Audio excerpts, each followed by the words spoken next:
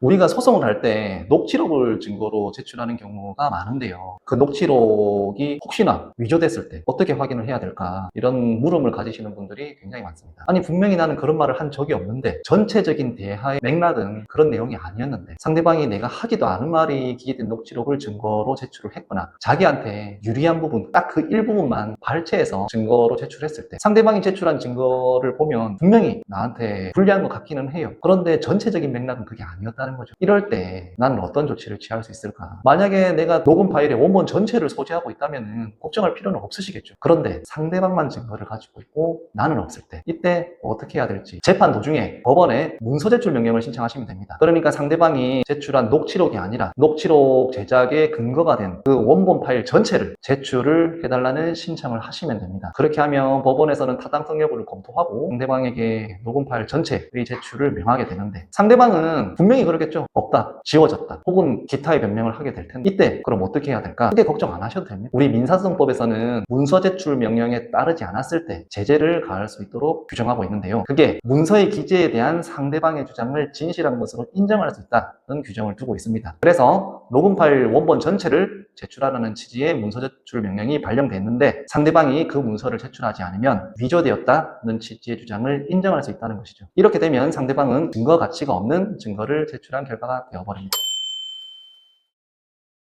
사실 거의 없다고 봐야죠. 그래서 녹취사무소가 제작한 녹취록을 제출하라고 하는 거예요. 소송의 당사자가 모 프로그램을 이용해서 녹취록을 제출을 한다. 그러면 믿을 수 있겠어요? 근데 녹취사무소에 제작을 맡기면 그분들은 있는 그대로 할 수밖에 없단 말이에요. 뭐 어떻게 보면 자격증 걸고 하는 거니까. 그리고 원본 파일의 내용과 다른 녹취록을 만들면 문서를 위조하는 거죠. 그래서 그렇게는 안 해요. 근데 녹취사무소가 제출한 녹취록이라 하더라도 그 제출자에게 일방적으로 유리한 부분만 짜집기 해서 제출할 때는 의미가 있죠. 전체적인 대화의 맥락은 그게 아니었는데 마치 그 녹취록만 보면은 상대방의 주장을 인정한 것처럼 되어 있을 때, 그러니까 한국말은 같은 예라도 예스의 예가 있고 추임새의 예가 있어요. 이해하시겠죠? 그래서 전체 대화의 맥락을 다 들어봐야 된다는 거예요. 누군가가 질문을 했을 때 혹은 대화를 나눌 때 예, 그렇죠 라는 게 반드시 예스는 아니거든요. 그냥 추임새의 예 라고 하는 경우도 되게 많아요. 그래서 전체 대화의 맥락을 봐야 된다.